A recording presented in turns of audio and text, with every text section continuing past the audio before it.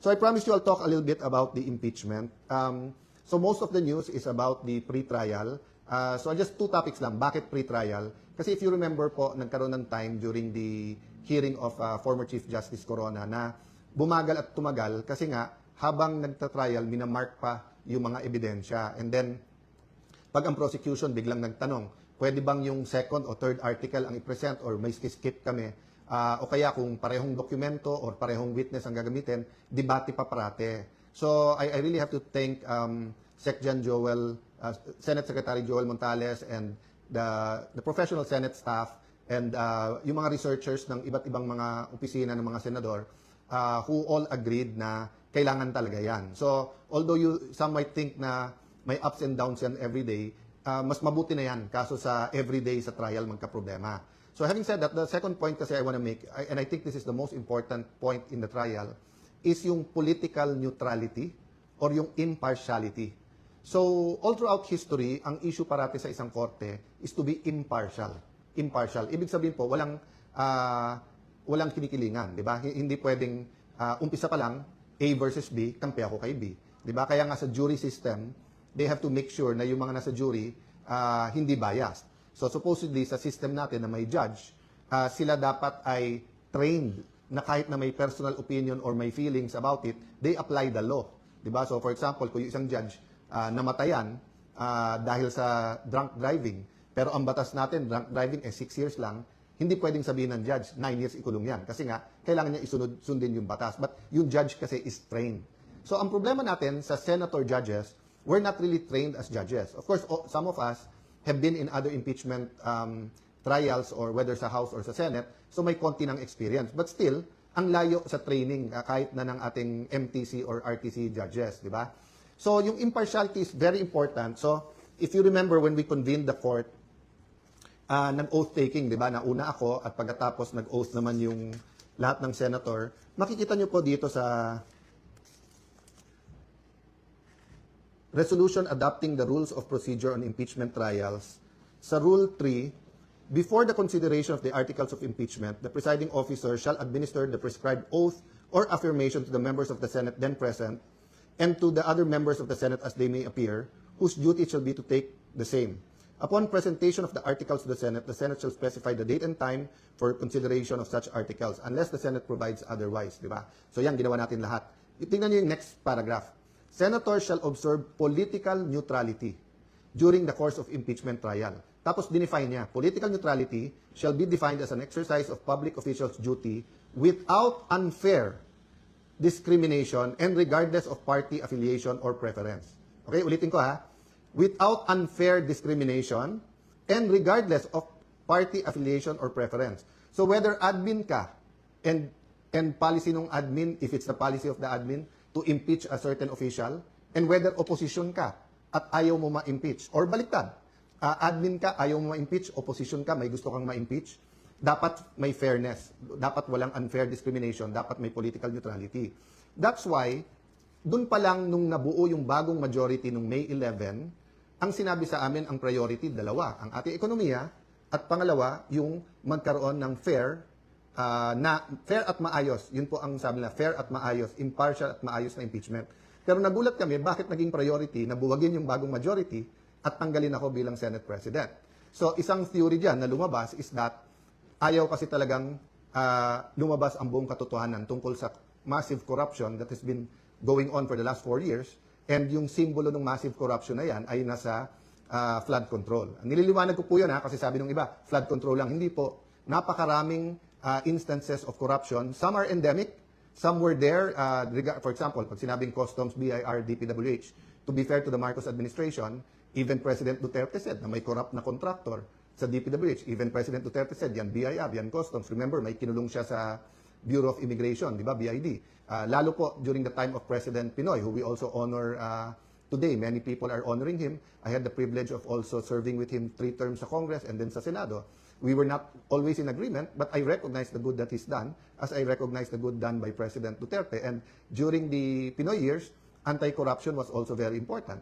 So having said that, nung lumabas yung Napoles, sabi, grabe naman to. May ghost, may yung pera parang dumadaan lang sa foundations, tapos sa bulsa na ng politiko at ng contractor pumupunta.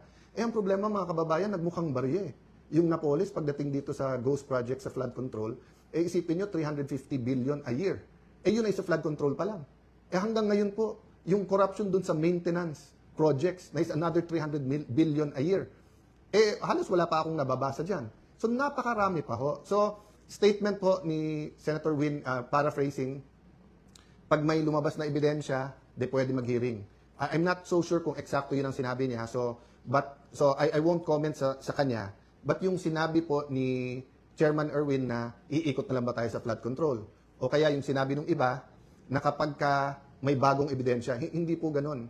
Pag nag-iimbestiga ka, ikaw naghuhukay. Ikaw nag-investigate, ikaw nag-uncover. At kahit sino po sa amin mga senador, congressman, basta neutral lang ho, neutral lang. Wag lang talaga maging alagad or aso or tutan ng Malacanang. Pwede po talaga nating bilangin eh.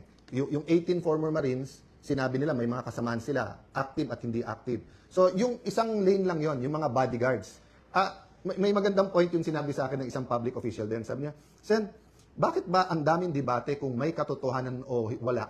So hindi pa niya sinasabi kung totoo o hindi yung testimony ng 18 Marines. Ang sinasabi niya lang, ba't may debate pa kung yung mga former bodyguards o former Marines ay pwedeng mag-deliver o hindi? Si Zaldico na mismo nagsabi na marami siyang pinadeliveran.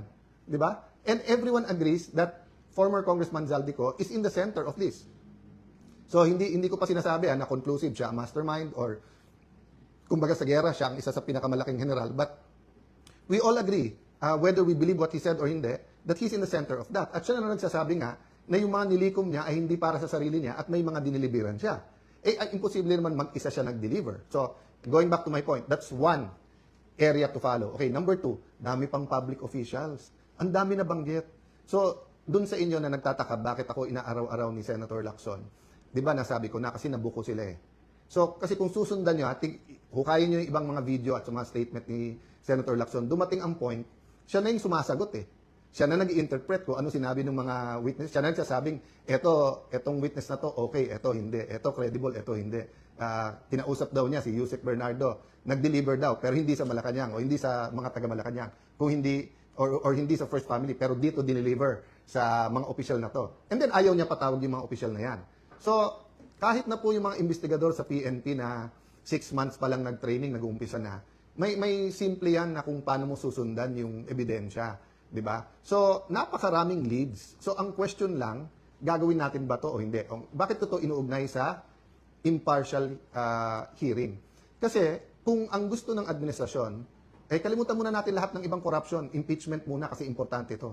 Then that's selective justice, di ba? Then that's discriminating, meaning any other corruption, okay na lang sa atin? Basta dito na lang? Kasi, why? So, I mean, I won't go into the reasons, obvious naman, di ba? So, we have the rest of this week, we have next week. Why not call a Blue Ribbon hearing? Why not ask both the administration and the opposition, sinong gusto niyong witnesses? Nung araw, ganun eh. Naging chairman ako ng Blue Ribbon Committee. Kahit sinong member na magsabing, sir, can we call ganyan? Kasi when you call a witness, so for example, kung 10 kami mag-attend, ako gusto ko magtanong sa 18 Marines. Di oras ko yun eh. Di ako magtatanong doon. Ngayon, may nasabi silang hindi sang-ayon. O di, magtanong sila. Kaya nagtataka nga ako kay Senator Erwin, ba't nagko-comment pa about the 18? Sabi niya, mag-inhibit siya. At si Senator Pangilinan na dapat ang mag-hearing dyan. Kasi kung ang sasabihin po natin ay, sige, we're getting organized. Okay, pero sasabihin nyo, oy, tapusin natin impeachment, wala mo ng Blue Ribbon hearing. Sandali lang. Napakalaki, mas malaki yung pinag-uusapan nating amounts eh. Di ba? Parang bundok versus... So, yung pag-uusapan sa impeachment, hindi ko mamaliitin yon.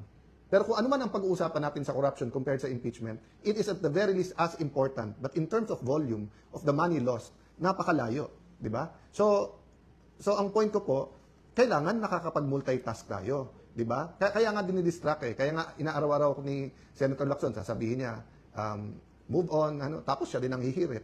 Ang daming, i-explain ko yon yung sinasabi niyang hindi statesman. Ang i-explain ni Senator Lacson, ito. Kasi ako, 2007, naging chairman ako ng Blue Ribbon Committee. Before that, 3 terms akong congressman. So, although nung congressman ako, nababantayan ko lang yung Blue Ribbon Committee, pero hindi naman ako nakakapag-participate. But from 2007 until recently, nababantayan ko at active ako dyan. Halos lahat ng naging chairman dyan, sinusundan ng ebidensya.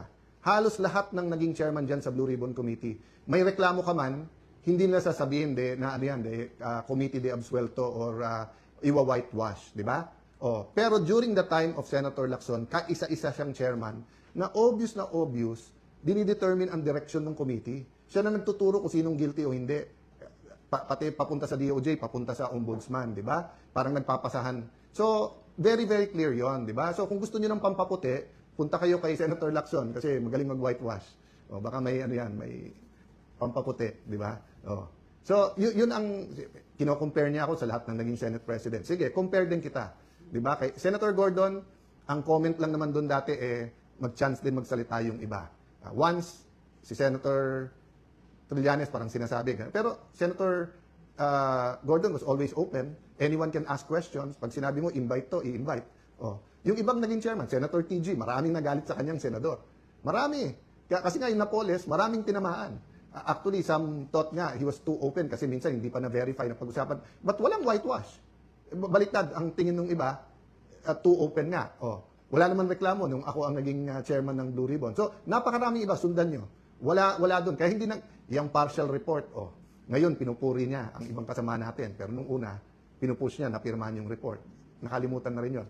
I won't comment there, but I just want to say is, number one, it's too important for our country to be able to find a permanent solution, a permanent system, a real culture against corruption na masolve natin to. Pag lumipas tong administrasyon at hindi natin sineryoso ang flood control at yung infra na corruption sa DPWH, babalik to mas masama pa. Para tong TB na hindi nyo tinuloy yung gamot, magiging drug resistant yung strain, di ba? So parating sinasabi po yon pag tinitreat yung tuberculosis na kailangan, kahit maganda na pakiramdam mo, kailangan mong tapusin yung gamot. Hindi pwedeng sa pangatlong buwan, medyo maganda na pakiramdam mo. Hindi. Ganun din po sa corruption. Minsan lang tayo malingat dyan, mabibinat tayo na mas malaki pa. Nangyari na eh. From Napoles to flood control, grabe po, di ba?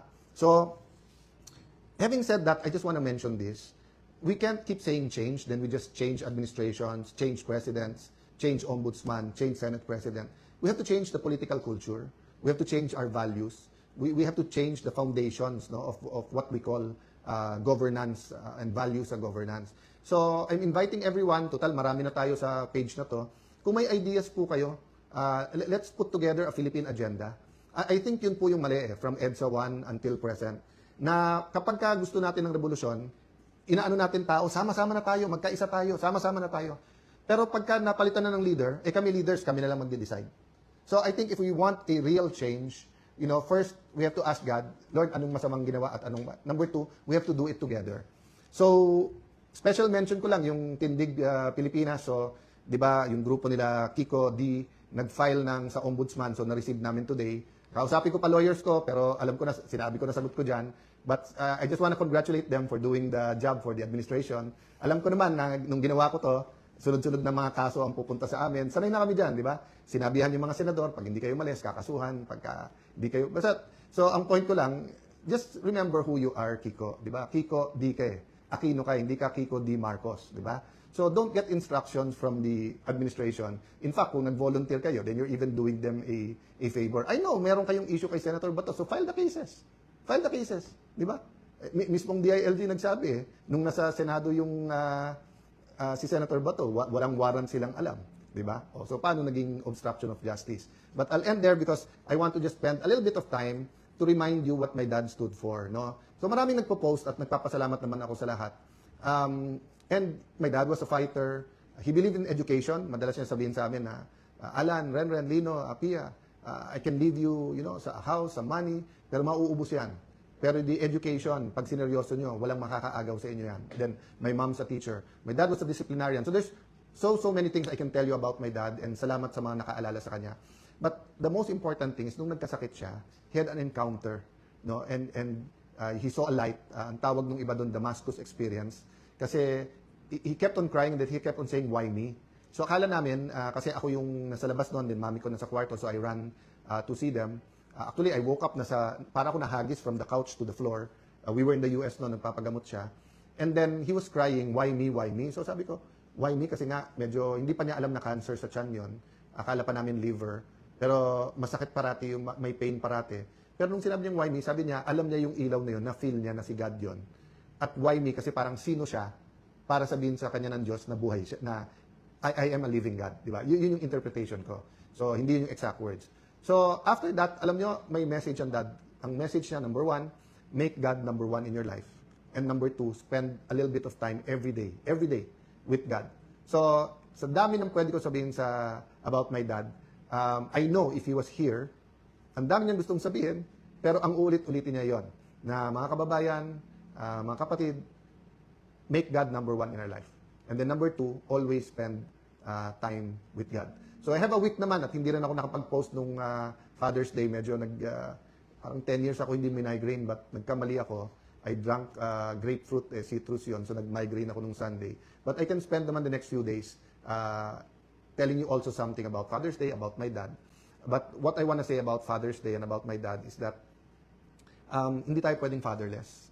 And in attending nga the Go Convention ng Victory Church, yung unang speaker doon, hindi ako naka-attend pero pinaalala sa akin ng isang very close sa akin, Bishop June. I have the transcript. Meron siyang article, Fatherless No More. I hope many people can read that. I'll see if it's available. No? But basically, sinasabi niya yung tao na feeling niya fatherless siya. And there's so many of that experience kasi madaming single parents na. But iba pa daw pagka-community, pagbansa, ang nakapag-feel na fatherless. But we don't have to feel fatherless because we do have God the Father. And regardless of our belief, maraming nagdadasal, Diyos Ama. Di ba? So, now there are people kasi who have bad experience sa tatay. Whether in abandon, whether abusive, di ba? Kaya pag sinabi yung a father's love, doble yung pag-ulila nila, yung pangungulila, di ba? Double Kasi yung hindi ka naka-experience, tapos nakikita mo sa iba, na-experience sila isang father, nangungulila ka. Pero kung na-experience mo, tapos bad ang experience mo, hindi mo maiintindihan the father's love. So yun ang aking prayer this week na, hindi lang naman dapat one day ang Father's Day. Gawin na natin Father's Day, Father's Week, di ba? Na ma-experience natin ang pagmamahal ng isang tatay.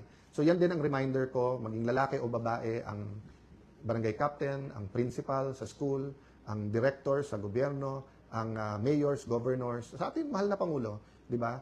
Let's not let people feel that they're fatherless. So ngayon na may economic crisis, problema nung earthquake sa Mindanao, yung pong mga killings na nangyayari sa mga eskwelahan, nangyayari po sa Ateneo basketball team, people are looking for a father, di ba? And sometimes you didn't ask to be the father, pero kung ikaw ay barangay captain, kung ikaw ay mayor, governor, ikaw ay presidente, ikaw ay head ng COA, ikaw ay head ng AFP, ikaw ay head ng PNP, people need a father.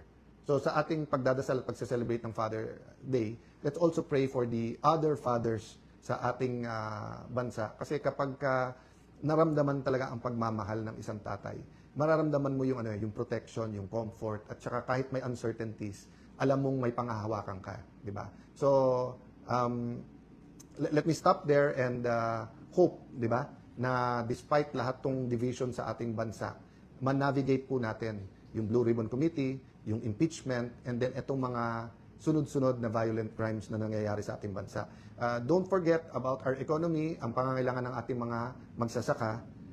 Planting season ngayon medyo okay, but because of the Israel-US war, yung kakulangan ng fertilizer, additional problem, even before the fertilizer may shortage at nagmahal, problematic na ang ating buong agriculture sector. No? And every administration has promised they'll do more. I honor the secretaries of agriculture. Many of them have done a lot, pero napakarami pang pangangailangan ng ating bansa. And I fear that storm season is coming. Kita nyo po, konting ulan, baha, kaliwat kanan, di ba? I mean, again, kung anong itatanim yan, nangaanihin. Nung pumutok yung flood control scam, yun na ang nabanggit na natin po yan, di ba? Na pagka hindi mo tinuloy yung ibang flood control projects, yung linis-linis lang, tapos massive urbanization, tuloy-tuloy yung pollution, climate change. So, yung dadating na baha, dadating na super El Nino, dadating na economic, sunod-sunod na problema. So, let's pray, no? For father of a nation, father ng schools, father ng mga bawat bayan at syudad, di ba? So, kailangan po natin yan. So, thank you for the time you spend with me dito. And thank you sa mga kapatid natin sa media. God bless you po. Kami ang boses ng masa, hindi natatakot. Katotohanan lang, di kami nalulunod. Walang bahid ng sismis, lahat ay totoo. Kahit sino ka pa, Pag mali ka, babanatan ka. Walang pinipili kulay, wala kaming kinikilingan. Basta para sa bayan, kami lalaban. Pag tama palakpakan, pag mali banatan. Di matitinag, di matatakot, para sa bayan tuloy ang sigaw. Sa harap ng kamera, walang halong takot. Mga baluktot, lahat kayo'y tutumba. Ang hustisya at totoo, yun lang ang mahalaga. Kahit sinong harang, di kami matitinag. Walang pinipili